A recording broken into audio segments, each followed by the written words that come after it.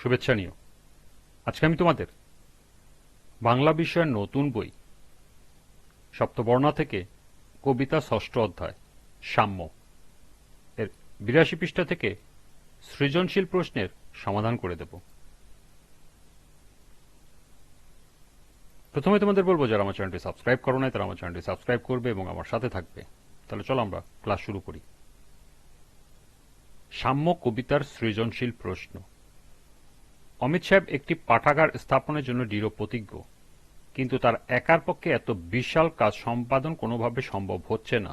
তিনি কারো সহযোগিতা নিতে সম্মত নন। পরে গ্রামের সকল শ্রেণী মানুষের সার্বিক সহায়তায় পাঠাগার প্রতিষ্ঠা করা সম্ভব হয়। এখন সবাই পাঠাগার থেকে বই সংগ্রহ করে প্রয়োজনীয় জ্ঞান আহরণ করতে পারছে।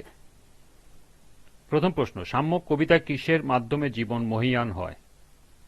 দ্বিতীয় প্রশ্ন, শতকের সাথে শতক হস্ত চরণটি দ্বারা কি বোঝানো হয়েছে? তৃতীয় প্রশ্ন, অমিত সাহেবের চরিত্রে সাম্য কবিতার বৈসাদৃশ্যের দিকটি ব্যাখ্যা করো। এবং সর্বশেষ প্রশ্ন, উদ্দীপকের মূল ভাব সাম্য কবিতার মূল ভাবেরই প্রতিরূপ, মন্তব্যটি বিশ্লেষণ করো। চলো এখন আমরা এই চারটি প্রশ্নের সমাধান দেখে নিই। প্রথম প্রশ্ন ছিল, সাম্য কবিতা কিসের মাধ্যমে জীবন মহীয়ান হয়? সাম্য কবিতায় কর্মের মাধ্যমে জীবন মহীয়ান হয়। দ্বিতীয় প্রশ্ন, শতকের সাথে শতেক হস্ত বলতে কি বোঝানো হয়েছে, ব্যাখ্যা করো। শতকের সাথে শতেক হস্ত বলতে মিলেমিশে কাজ করাকে বোঝানো হয়েছে। কোনো বড় কাজ কেউ একা করতে পারে না, এই জন্য প্রয়োজন সকলের সম্মিলিত অংশগ্রহণ।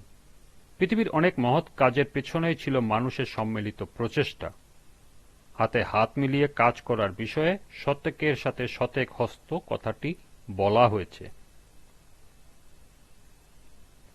তৃতীয় প্রশ্ন ছিল, অমিত সাহেবের চরিত্রে সাম্য কবিতার বৈসাদৃশ্যের দিকটি ব্যাখ্যা করো।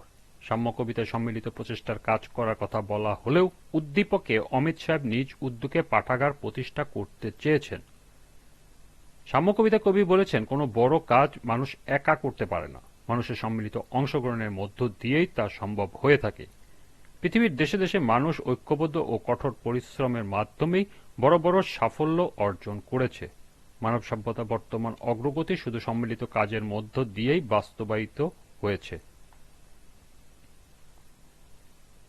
উদ্দীপকে অমিত সাহেবের উদ্দেশ্য অনেক মহৎ। তিনি পাঠাগার প্রতিষ্ঠা করতে চেয়েছেন ব্যক্তিগত উদ্যোগে, কারোর সহযোগিতা তিনি নেবেন না কিছুতেই, তাই তার প্রচেষ্টা সফল হয়নি। পরবর্তী সময়ে সম্মিলিত প্রচেষ্টার মাধ্যমে তা সম্ভব হয়েছিল। সাম্য কবিতা সম্মিলিত প্রচেষ্টায় বড় বড় কাজ সম্পাদনের কথা বলা হলেও উদ্দীপকের অমিত সাহেব তা করেননি। সুতরাং বলা যায়, অমিত সাহেবের চরিত্র সাম্য কবিতার সাথে বৈসাদৃশ্যপূর্ণ। সর্বশেষ প্রশ্ন ছিল, উদ্দীপকের মূল ভাব যেন সাম্য কবিতারই প্রতিরূপ, বিশ্লেষণ করো। উদ্দীপকের সম্মিলিত প্রচেষ্টায় পাঠাগার প্রতিষ্ঠার ঘটনাটি সাম্য কবিতার প্রতিরূপ হয়ে উঠেছে। সাম্য কবিতায় মানুষের মিলিত প্রচেষ্টায় বড় বড় বহৎ কর্ম সম্পাদনের কথা বলা হয়েছে। একা একা কোনো বড় কাজ সম্পন্ন করা সম্ভব নয়। পৃথিবীর বহু দেশ উন্নত হয়েছে সম্মিলিত কাজের মাধ্যমে। সাহস ও সম্মিলিত সাধনার মধ্য দিয়েই মানুষ পৃথিবীতে তার বিজয় পতাকা ঊর্ধ্বে তুলে ধরতে সক্ষম হয়েছে। উদ্দীপকে অমিত সাহেব কারো সহযোগিতা ছাড়াই ব্যক্তিগত পাঠাগার প্রতিষ্ঠা করতে চেয়েছিলেন, কিন্তু তিনি সফল হননি। পরবর্তী সময়ে ওই এলাকার জনগণের সম্মিলিত উদ্যোগে পাঠাগার প্রতিষ্ঠা করা সম্ভব হয়েছে। সবাই এখন পাঠাগার থেকে বই সংগ্রহ করে প্রয়োজনীয় জ্ঞান আহরণ করতে পারছে। উদ্দীপকে অমিত সাহেব ব্যক্তিগত উদ্যোগে পাঠাগার প্রতিষ্ঠার চেষ্টা ব্যর্থ হলেও পরবর্তীতে পাঠাগার প্রতিষ্ঠার মতো মহৎ কর্মটি সম্মিলিত প্রচেষ্টায় সম্পন্ন হয়েছে। পাঠাগার থেকে সবাই জ্ঞান আহরণও করতে পারছে। সাম্য কবিতায় সেই সত্যটি কবির গভীর ব্যঞ্জনায় তুলে ধরেছেন। সুতরাং বলা যায়, উদ্দীপকের মূল ভাব যেন সাম্য কবিতারই প্রতিরূপ। এই ছিল ৮২ পৃষ্ঠার সৃজনশীল প্রশ্নের সমাধান। আজকের ক্লাসটি এ পর্যন্ত।